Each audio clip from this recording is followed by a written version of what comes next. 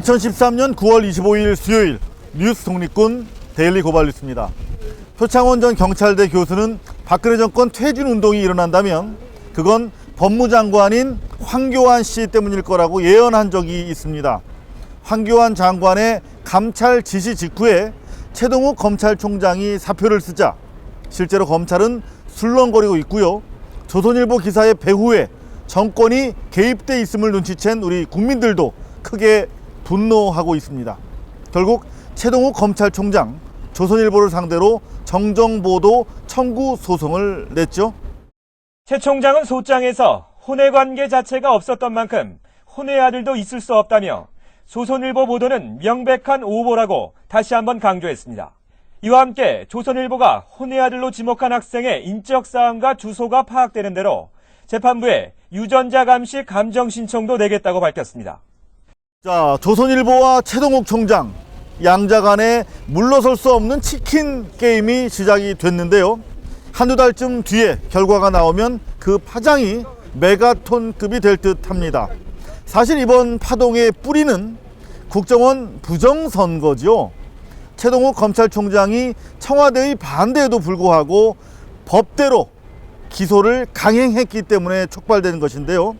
그래서 현재 대한민국의 시계는 국정원 선거 개입 사건을 중심으로 흐르고 있는 상태입니다.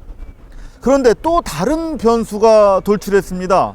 대선 이후 경제 민주화 관련 공약을 집단 폐기해온 청와대가 대표적 복지 공약이었죠. 기초연금 지급 약속을 어겼기 때문인데요.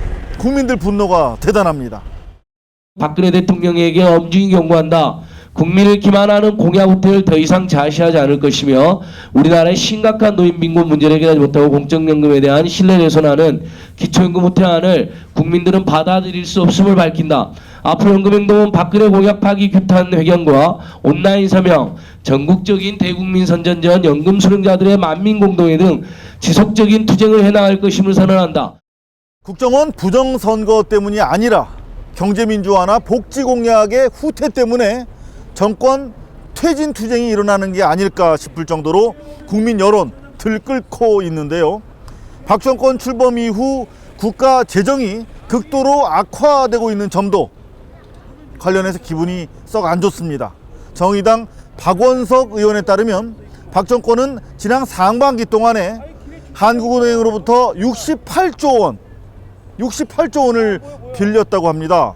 MB정부가 5년 동안 빌린 대출금의 절반 규모를 지난 6개월 동안 빌렸다는 얘기인데요. 이 나라 살림살이를 제대로나 하고 있는지 불안감이 큽니다. 급한 김에 제일 만만한 노년연금부터 줄인 게 아니냐는 지적입니다.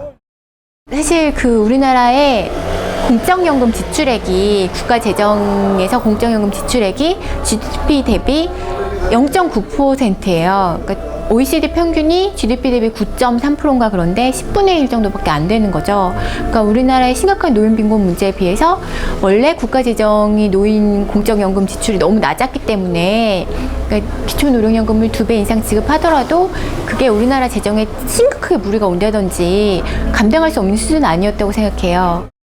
내일 박근혜 대통령 국무회의에서 기초연금 축소와 관련한 해명과 함께 이 재원 부족에 대한 대책을 밝힐 예정으로 알려져 있습니다. 사실 그런 얘기는 어전 회의에서가 아니라 바로 국민들 앞에서 머리를 조아리고 사과한 뒤에 해야 되는 것이 아닌가 싶은데요. 여러모로 불안해 보입니다. 준비된 대통령이라던 박근혜 정권, 다가오는 민심의 삼각 파도를 넘어서 항해할 수 있을지 지켜볼 일입니다. 이 프로그램은 어제보다 10분 늘었네요. 감사합니다. 모두 5,422분의 고발뉴스 정기구독 후원자 제공입니다. 삼성은 국가 위의 국가라는 말이 있습니다. 제가 보도했던 삼성 엑스파일에도 보면 삼성은 천문학적인 돈을 앞세워서 대통령 후보들을 매수하기도 하고 국회와 언론을 가지고 노는 걸 볼 수가 있었는데요. 그런 내용을 고발해도 아무런 처벌도 내려지지 않았습니다. 저만 전과자가 됐지요.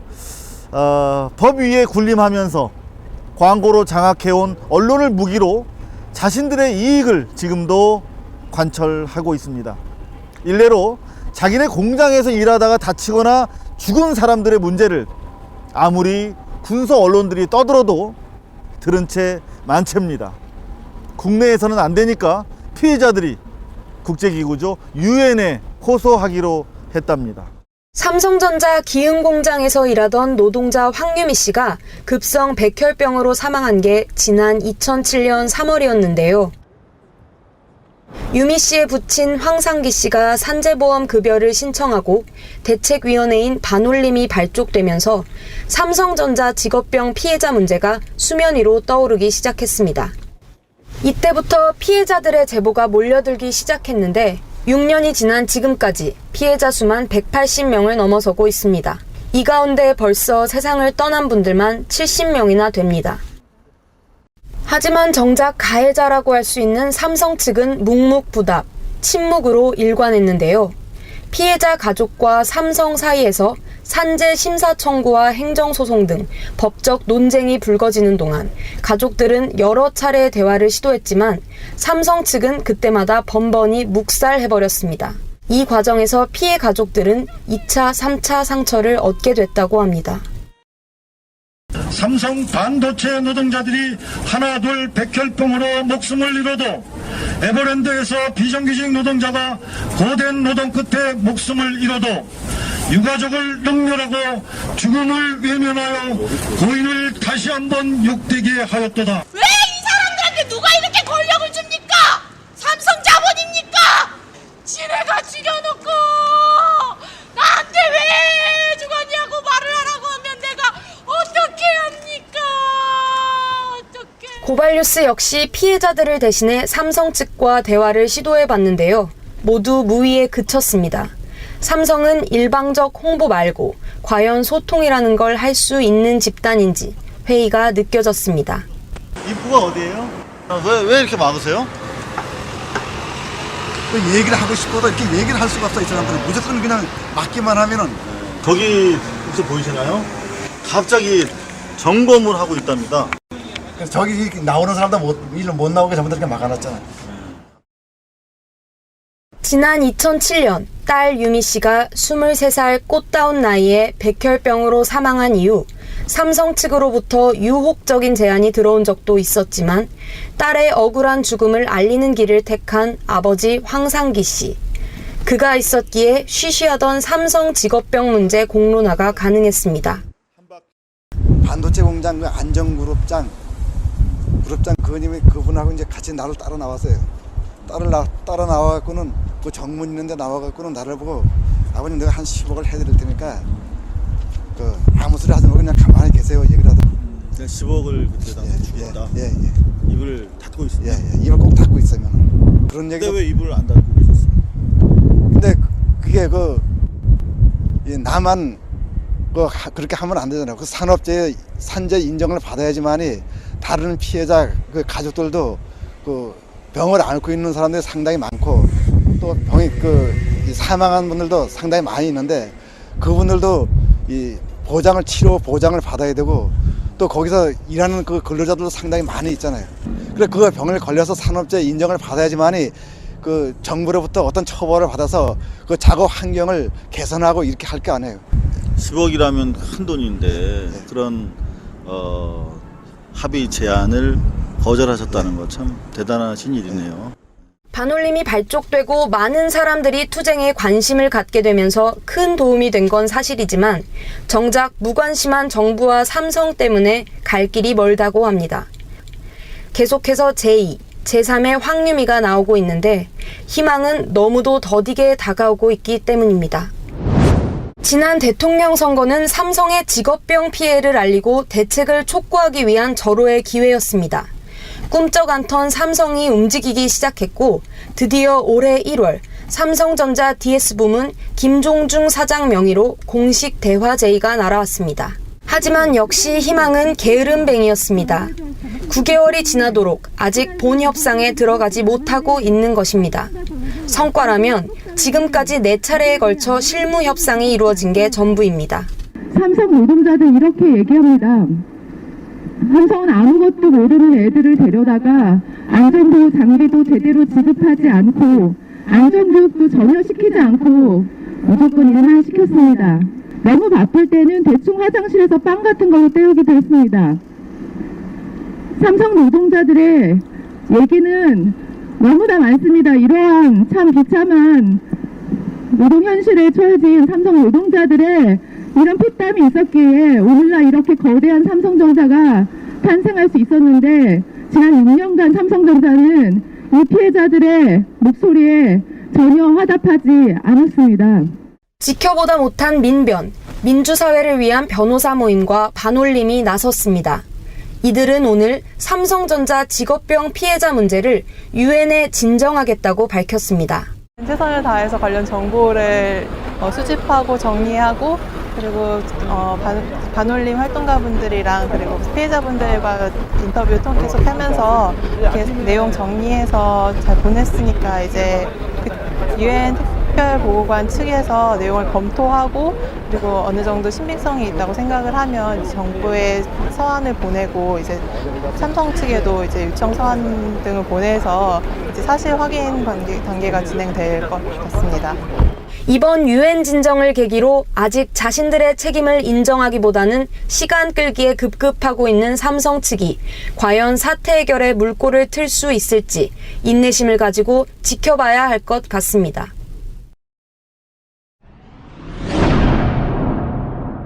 아놀드 토인비는 인류의 역사는 바로 투쟁의 역사라고 규정한 바 있는데요. 요즘 국내 상황을 보면 요거 살짝 아주 조금만 고쳐야 할 것 같습니다. 역사는 투쟁의 역사가 맞지만 역사책은 지금도 투쟁하고 있다고 말이죠. 교학사 교과서 문제, 이 새누리당에 의해서 역사전쟁으로 발전하고 있는데요. 빨갱이 사냥, 즉 이념 대결 양상으로 변질되고 있습니다. 정신 똑바로 차려야 하겠습니다. 신채호 선생께서 하신 말씀입니다. 역사를 잊은 민족에게 미래가 없기 때문입니다. 일제는 모든 한국인들에게 굴종과 전쟁에 대한 협력을 요구하였고 강요를 이기지 못한 이들은 이에 따랐다. 문제의 교학사 역사교과서 288쪽의 내용입니다. 일제의 핍박 때문에 어쩔 수 없이 협력한 것이지 자발적으로 친일한 게 아니라는 친일파들의 주장을 담고 있습니다. 대표적인 친일 문학가 최남선에 대해서도 잘한 점도 있다며 이른바 공과론을 들고 나옵니다. 상을 준다면 어떤 상을 주면 좋을지 생각해보자고 제안하기까지 합니다. 역사학자들은 이 같은 공과론이 수구 세력들이 일제의 식민지 공략에 앞장섰던 박정희와 백선엽 등에게 역사적 면죄부를 안겨주기 위해 개발한 논리라고 비판합니다. 무려 300여 건에 이르는 각종 오류가 확인되었으며 이 중 근현대사 부분이 201건으로 전체의 3분의 1을 차지한다고 한다. 2003년 10월 31일 노무현 대통령이 제주도를 방문하여 제주도민과 유족에게 정부 차원의 공식적인 사과를 표명하였다. 이처럼 이미 10여 년 전에 정부가 진상조사 결과를 바탕으로 국가폭력에 대해 공식 사과를 했음에도 불구하고 교학사 교과서는 여전히 제주 4.3 사건은 남여당의 사주를 받은 무장폭동이라는 관변 측의 입장을 되풀이하고 있다.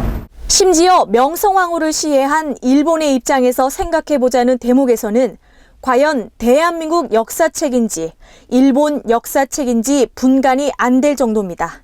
생각해보기란에 당시 일본은 명성황후를 시해하는 과격한 방법을 선택할 수밖에 없었을까? 다른 방법은 없었을까? 이렇게 생각해보기 과제 같은 것들을 던져 놓으면서 객관적인 것처럼 하지만 이 사람이 이 고바야카 히데오가 어떤 사람인가를 교사나 학생들이 알지 못하면 이래서 이런 국제정세 속에서 명성황후를 제거할 수밖에 없었구나 이렇게 받아들일 가능성도 아주 동하다 하는 생각을 해요. 그리고 이렇게 쓴 고바야카 히데오의 이게 원래 자필을 쓴 거예요. 자필을 쓴 회고록인데 그 제목이 민후 조락 사건이에요. 여기에도 이 고바야카 히데오가 왕후라는 표현을 써요. 민후라고 씁니다. 민후, 조락이라는 것은 왕이 죽는 것을 조락이라고 하는데요. 그런데 교과서에는 민후를 왕후라고 하지 않고 다시 교과서에는 민비 조락 사건으로 또 바꿔놓았습니다. 이 같은 친일 시각이 강조된 교학사 교과서가 통과되자 제일 기뻐한 쪽은 당연히 일본이었습니다. 검정 직후 일본의 영자신문 재팬타임스가 한국 교과서는 일본의 식민 지배를 찬양한다 라는 제목의 기사를 실었습니다. 애국 지사들이 지하에서 통곡할 일이 실제로 벌어진 것입니다. 이어 극우 성향의 일간지 산케이 신문이 나섰는데요. 한국 교과서 문제 반성해야 라는 제야의 칼럼을 통해 그동안 일본 후소사 교과서를 비판해온 한국이 반성해야 한다며 한국 교학사 교과서가 식민지 근대화론을 채택함으로써 일제의 식민 지배의 공로를 인정하고 나섰다고 평가했습니다. 참다 못한 시민단체가 나섰는데요. 역사 정의 실천연대와 시민사회 그리고 학부모들이 함께하는 친일 독재 미화 뉴라이트 교과서 무효를 위한 국민 네트워크가 출범한 것입니다. 이승만, 박정희를 미화하기 위해 역사적 사실을 변조 왜곡한 교학사 한국사 교과서는 이미 역사 교과서로서의 자격을 상실했다고 하겠다. 친일 독재를 찬양하고 민주주의를 축소 왜곡하는 뉴라이트 역사 교과서는 교과서 시장에서 퇴출되어야 한다. 이에 우리는 친일 독재 미화 뉴라이트 한국사 교과서 무효화 국민 네트워크를 결성하고 정확성, 공정성, 보편성이 결여된 뉴라이트 한국사 교과서 무효화 범국민운동에 돌입한다. 교학사 교과서 45종 전체에 대한 불매운동으로 확산될 조짐이 보이자 이번에는 교학사를 중심으로 반격이 시작됩니다. 교학사는 언론을 상대로 불만을 제기하며 문제의 역사 교과서 출판을 강행하겠다고 밝혔습니다. 닷새 뒤 이번에는 교학사 역사 교과서 저자들이 나서 교학사 교과서를 반대하는 세력은 종북 세력이라며 소위 역사 전쟁을 선언했습니다. 지금 7종 교과서가 모두 다가 인민위원회의 운동을 아주 긍정적으로 묘사하고 있습니다. 그 반면에 대한민국을 건설하고자 하는 운동은 우파 세력, 친일파, 지주, 자본가 세력 등등으로다가 매도하고 있습니다. 자, 대한민국을 건국한 주도 세력들을 이와 같이 매도하면서 인민위원회를 중심으로 한 인민공화국이 세워져야 됐다고 하는 것을 강하게 주장하는 이러한 교과서들이 바로 대한민국의 교과서로 사용되어져야 됩니까? 교학사나 교학사 역사 교과서 저자들의 뻔뻔함과 용기는 과연 어디서 온 것일까?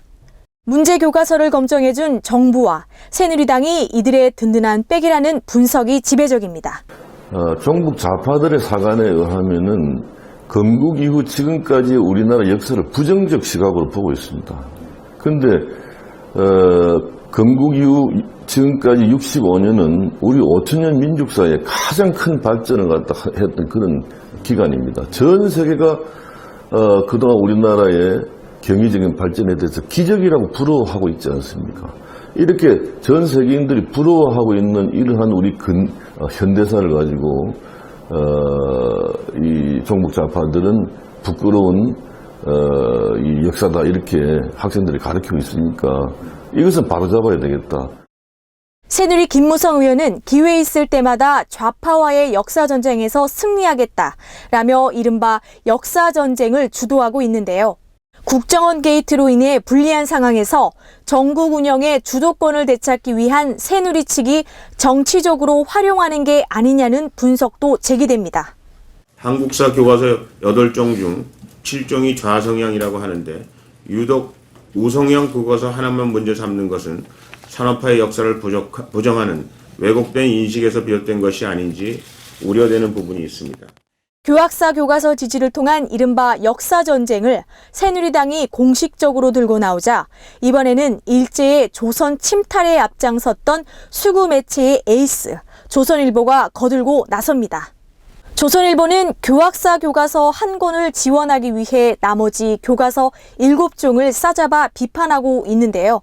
비판할 게 없었는지 교학사 교과서를 뺀 나머지 교과서들이 대기업의 독점 등 폐단을 부각했다며 조집니다. 재벌들과 사돈관계로 얽혀있는 대한민국 수구 매체들의 현실을 적나라하게 드러내는 대목인데요. 대기업의 폐해를 지적한 게 마치 빨갱이나 하는 짓이라는 논조입니다. 조선일보를 은퇴한 언론인 조갑재 씨도 거듭니다. 전형적인 빨갱이 사냥 수법입니다. 이 교과서를 탈북자한테 보여줬더니 다 읽고 나서 한마디가 이거 북한에서 써도 무리가 없겠습니다 라고 이야기를 했습니다. 그리고 그 필진 자체가 정교조 교사가 꽤 있어요. 그리고 일관되게 대한민국의 이 정통성과 대한민국의 정당성을 비판합니다. 그리고 북한을 거의 비판하지 않아요. 친일 교과서를 문제 삼았다는 이유로 졸지에 빨갱이 취급을 받게 생겼다며 시민들이 다시 나섰습니다. 친일 독재 비화 교학사 교과서 즉각 폐기하라! 폐기하라! 폐기하라! 폐기하라! 친일 독재 미화 뉴라이트 교과서 무효화 선언 전국 학부모 회견이라는 제목의 오늘 기자회견에서 참석자들은 교과서 문제를 좌우 대결로 호도하는 정부와 새누리당을 강도 높게 비판했습니다. 그런데 우리나라에서 왜 이런 상황이 60년이 지나고 70년이 지나는 이런 상황에서도 결국은 친일파의 글들이 나올 수 있을까? 결국은 친일파를 청산하지 못한 우리의 원죄에 있지 않나 이런 생각이 듭니다. 그 친일파들이 어땠습니까? 결국은 국가의 모든 기관들을 장악하고 지금까지 떵떵거리면 잘 살고 있습니다. 다시 말해서 지금 이 역사교과서를 좌우의 논쟁으로 미화시키지 마십시오. 이건 좌우의 논쟁이 아닙니다. 기득권 세력과 그렇지 않은 양심의 문제의 논란의 일뿐인 것 같습니다. 오늘 기자회견을 주최한 참교육을 위한 전국 학부모회는 자녀들에게 교학사 교과서로 왜곡된 역사를 배우게 할 수 없다며 교과서 채택 거부 운동을 전개할 것이라고 밝혔습니다. 11월 달 이후에 학교 운영위원회가 교과서 선정을 심의하게 되어 있는데요. 그 전에 교학사 역사 교과서가 어떤 문제를 담고 있고 그것으로 배우면 당장의 수능이 어떻게 문제가 될지, 왜 그게 올바르지 않은지를 학부모들에게 열심히 홍보를 하고, 그리고 학교 운영위원들, 저희 회원들을 통해서 그것이 채택되지 않게끔, 심의를 통과하지 못하게끔 불채택 운동을 할 것입니다. 오늘 새누리당 김무성 의원은 시민사회가 반대하고 있는 교학사 교과서를 새누리당이 앞장서서 적극적으로 보호해 줄 것을 촉구했는데요. 그러면서 우리가 보호해 주지 않으면 누가 보호해 주겠냐고 했답니다. 그 기사 밑에 이런 댓글이 달려 있더군요. 걱정 마세요. 김 의원님, 새누리당이 안 나서면 일본이 나서 보호해 줄 겁니다. 라고요. 김무성 의원님, 너무 걱정하지 마세요. 오늘 심층 리포트로 삼성 문제 우선 살펴봤고요. 이어서 교과서를 통한 역사 전쟁의 심각성도 저희가 들여다봤는데요. 어떠셨습니까? 저는 기자 일을 하면서 느끼는 게요, 이 모든 문제가 바로 언론의 문제라는 반성이 듭니다. 언론이 다루지 않으면 여러분들 아실 수가 없지 않습니까? 또 다루더라도 제대로 다루지 않으면 인식이 거꾸로 잘못 박히게 됩니다. 그러니까 정권은 늘 언론을 제 손아귀에 넣으려고 애써왔지요. 오늘 국가기관방송 KBS 노조가 권력으로부터의 독립을 선언하면서 내일부터 파업에 들어가겠다고 밝혔습니다. 파업을 앞둔 KBS 노조위원장을 고발뉴스가 만나봤습니다. KBS 지배구조 개선 부분은 사실은 박근혜 정부가, 박근혜 대통령이 본인의 대선 공약으로서 약속을 하는 사항이고, 또 여당 야당의 각 남경필 의원이나 최민희 의원이 국회에 입법 청원해 놓고 있는 상황입니다. 그런 상황에서 본인들의 약속을 아직 안 지키고 있다는 것은 MB 정권의 연장선상에 지나지 않는다. 그러면 본인이 나서서 그렇지 않다는 것을 증명해 보이는 게 박근혜 정부, 특히 박근혜 대통령을 위해서도 무엇보다 중요하지 않을까 이렇게 생각을 합니다. 공영방송의 사장은 정권을 쥔 쪽에서 늘 낙하산식으로 임명해 왔는데요. MBC도 마찬가지였습니다. 이번 기회에 공영방송의 독립을 위한 가시적인 성과 꼭 쟁취해 내시기 바랍니다. 불통정권 하에서 노동자들의 파업은 자칫 신상의 위협이 예상되는데도 파업을 결의한 KBS 동료들의 투쟁, 국민의 알 권리를 위해서 뉴스 독립군을 자임하는 고발 뉴스도 각별한 관심을 가지고 함께 하도록 하겠습니다. 뉴스 독립군 데일리 고발 뉴스 2013년 9월 25일 수요일 선서 여기서 마치겠습니다. 시청해주신 여러분 감사합니다.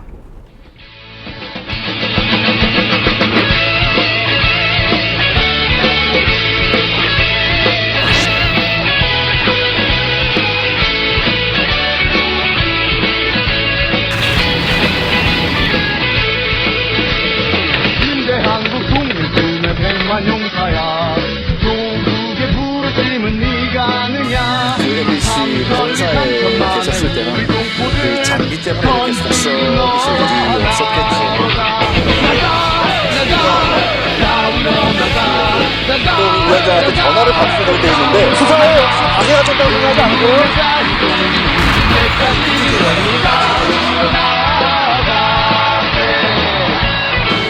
10년 전에 고발뉴스닷컴 이상호 기자의 고발뉴스라고 하는 홈페이지를 만들면서 그때 사실 어려졌을 때 초년병 기자 생활을 할 때부터 너무 많은 사람을 구속시켰거든요. 그리고 너무 많은 사람을 다치는 걸 봤고, 근데 내가 도대체 이 기자직을 왜 하는 건지 되게 회의가 됐더라고요. 그래서 내가 그 홈페이지에도 담아놓은 얘기지만 내 국민의 삶이래요. 그러니까 고발은 사람에 대한 증오가 아니라 사회에 대한 사랑입니다.